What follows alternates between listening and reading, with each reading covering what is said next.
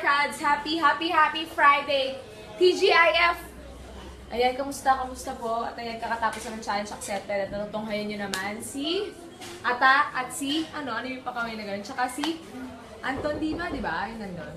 Oh, ayan, si Anton Diva. At ngayon na nga, dito naman tayo sa isang may Gavina portions. And ayan, meron naman tayong Dabber Cats na may problema at susubukan natin ito lutasin at susubukan natin bigyan siya ng payo. Ayan. Diba? Parang nasa bahay na ako itsura. Pauwi na ako eh. Ito na nga. Haba naman ito. Nobela. Ayan. Dear Mengivina, hello po. Super fan po nyo ako and lagi po akong nanonood ng mga FB Live at mga payo nyo dun. So ito na nga. May tropa po kasi ako na super crush ko. Tagal na naming friends. Mga 2 years na. Pero di niya alam yun syempre. Itong tropa ko, lagi kaming lumalabas with other friends. Sobrang solid niyang kasama. Minsan inaya niya ako hangout daw. Wala siyang sinabing ibang kasama. So dahil super crush ko siya, pumayag ako. Why agad ang lola mo? Kilig overload. Feeling date. Nung dumating na ako sa meeting place, nagulat ako may kasama siyang girl. Ang ending, third wheel pala ako. 3 beses na siyang nagganap. Kaya medyo nainis na ako. Crush ko pa naman siya, pero it hurts. It hurts best. Ano pong dapat kong gawin? With so much love, Lovey Ann Casimiro. Hi, Lovey! Ayan, salamat sa pagdala mo ng iyong problema. Itutusin din naman ito problema. Pero ayun na nga, tulad na sinabi mo, ano bang dapat mong gawin? Unang-una, kaibigan mo siya.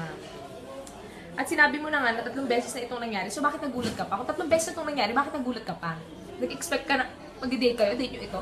Sa susunod kasi, kapag may mga ganyan, kapag magpapasama siya sa'yo, kapag aayain ka niya, magtanong ka ng mga detalye. Para sa huli, hindi ka nasasaktan.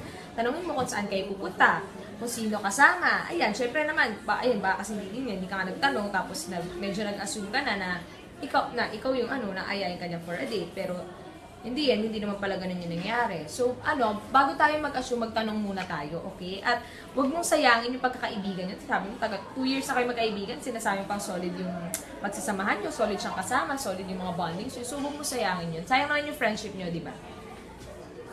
Kasi baka mamaya, kung di naman kanya talaga gusto, masaktan ka lang talaga sa huli. So, ang mga ipapayo ko lang sa'yo, huwag ka na lang mag-expect. Huwag ka na lang mag-assume. Kung ako sa'yo, treasure nyo na lang yung friendship yung dalawa. Kasi sayang yun. At least yung friendship nyo pwedeng pang matagalan. Kapag ipinush mo yung gusto mo at hindi niya nagustuhan, baka masira lang yung pagkakaibigan niya. So, sayang lang din, di ba?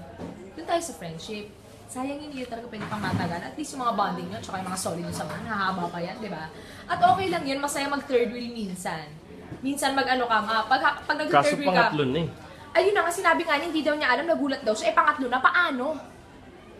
Ayan. Kung ayaw mo mag-third wheel, wag kang sumama. Pwede ka naman tumanggi sa invitation niya, di ba? Pero kung minsan kasi masaya din, para Ikaw ba crush mo siya, tatanggihan mo siya sa invitation niya?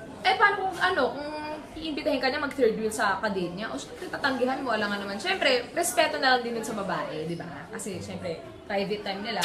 Pero kasi personally, minsan yung mga tao gusto nila lang may third wheel. Ako, before, kapag lalabas ako, ayoko kaming dalawa lang. May ilang kasi ako, so lagi ako nagsasama ng kaibigan. Alam mo yun, kung naman, huwag mo lang lalagyan ng mali siya yung pagkakaibigan ninyo. Alam mo, mag-enjoy muna kayo. Ganun. Kapag madali, kung kayo naman para sa isa't isa, malay mo, eventually magustuhan ka din niya. Malay mo, pero huwag ka mag-expect. Eventually, malay mo. Pero, hayaan mo na lang, marami pa namang iba dyan, hindi ka naman mauubusan ng lalaki. Malay mo talagang pangkaibigan na talaga kayo, or something more. Eventually, di natin alam. Pero mag-antay ka na lang, dahil hindi na tamang panahon sa mga crush na yan. They come and go, ang mga crush, di ba? They come and go, mga crush. Ngayon, gustong-gusto mo sila, pero in 5 months talaga, in 5 months, mawala rin yan. Kaya ayun, huwag ka na lang muna mag-expect sa mga bagay-bagay, lalo na. Ang hirap kasi kapag kaibigan mo yung gusto mo, ang hirap. Diba? Bawal bang i-confess? Actually, personally, pwede mag-actually, pero nasa barangay ako sa bawal. Personally, okay lang naman. Okay lang mag-confess, kaso kailangan, alam mo yun, ready ka sa mga pwedeng mangyari, kasi pwedeng i-turn down ka nila, pwedeng mailang sila sa'yo. So, ikaw, bahala ka kung gusto mo i-confess. Kilala mo naman yung kaibigan mo, mas ang kilala mo yan kaysa sa amin kung tingin mo na i-accept niya yung confession mo ng love. And sige, ituloy mo, pero kung tingin mo, deadmahin ka lang niya. Kasi may mga ganun tipong lalaki, parang pag nag-confess ka, mailang sila sa ilalayan ka nila. Ayaw naman natin mangyari yun, di ba? So, sabi ko nga sa'yo, i-keep mo yung friendship. Yun na lang muna. Okay, din tayo sa friendship niyo muna. Okay? And kung sa eventually, kung may mangyari man sa inyo, na mas maganda, edi, okay, balikan mo na lang ulit kami, Lovey Ann Casimiro. Ayan, so yung bangs ko, lalaglag natin. So, ayun, sana nakatulong kami, nakatulong ako sa'yo, at sana kung ano man ang gusto mo pang mangyari, kung ano man desisyon mo sa buhay, sana pag-isipan mo. Kasi, huwag ka padalos-dalos kasi kaibigan mo yan, sayang kapag nawala yung friendship. So, ayun lang, huwag kang mag-assume masyado and enjoy mo lang yung moment mo with your friend. Ayan, yun lang. Bye-bye!